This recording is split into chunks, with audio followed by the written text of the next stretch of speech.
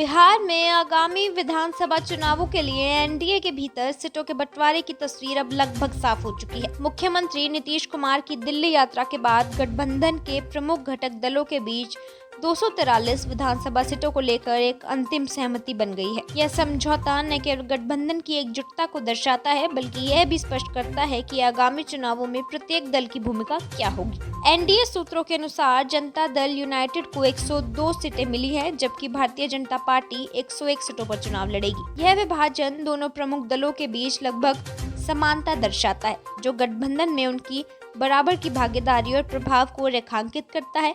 इन दोनों पार्टियों के बीच सीटों की संख्या में मामूली अंतर 1 से 2 सीटों का हो सकता है, लेकिन यह संतुलन बना हुआ है। इसके अलावा अन्य सहयोगी दलों को भी उनकी राजनीतिक ताकत और प्रभाव के अनुसार सीटें दी गई हैं। लोक जनशक्ति पार्टी, जिसका नेतृत्व चिराग पासवान कर रहे हैं, उनको 20 सीटें मिली हैं। यह संख्या पार्टी के लिए एक महत्वपूर्ण हिस्सेदारी है, खासकर 2020 के पिछले चुनाव के बाद, जिसमें उन्हें अकेले चुनाव लड़ना पड़ा था। यह दर्शाता है कि एनडीए चिराग पासवान के युवा नेतृत्व और उनके वोट बैंक को गंभीरता से ले रहा है। जितेंद्र राम मांझी की पार्टी हिंदुस्तान आवाम मोर्चा और उपेंद्र कुशवाहा के नेतृत्व वाले राष्ट्रीय लोक मोर्चा को 10-10 सीटें दी गई हैं।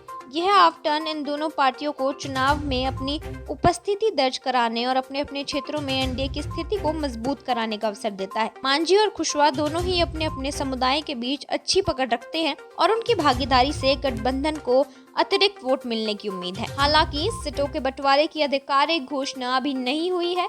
यह माना जा रहा है कि एनडीए जल्द ही एक प्रेस कॉन्फ्रेंस कर इस समझौते का ऐलान करेगा। इसके बाद सबसे बड़ी चुनौती यह होगी कि कौन सी पार्टी किन विशिष्ट सीटों पर चुनाव लड़ेगी। इस पर मंथन चल रहा है। यह एक संवेदनशील प्रक्रिया है, क्योंकि इसमें मौजूदा विधायकों की सीटों को बनाए रखने, मजबूत उम्मीदवारों को चुनने और चुनावी समीकरणों को ध्यान में रखने जैसे कई कारगरों को संतुलित करना होगा। यह सीट बंटवारा आगामी चुनाव के लिए एनडीए की रणनीति को स्पष्ट करता है।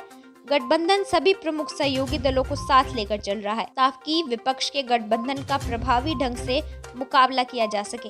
जेडीयू और बीजेपी की लगभग बराबर सीटों के साथ यह संदेश दिया जाता है कि दोनों दल मिलकर सरकार चलाएंगे, जबकि छोटी सहयोगी दलों की भागीदारी गठबंधन के जनाधार को व्यापक बनाएगी। इस समझौते से यह भी पता चलता है कि एनडीए ने पिछले चुनावों से सबक लिया है और अपनी सभी सहयोगियों को समायोजित करने का प्रयास किया है, ताकि किसी भी तरह की नाराजगी या विभाजन से बचा जा सके। अब देखना यह है कि सीट बंटवारा चुनावी मैदान में एनडीए के लिए कितनी कारगर साबित होती है।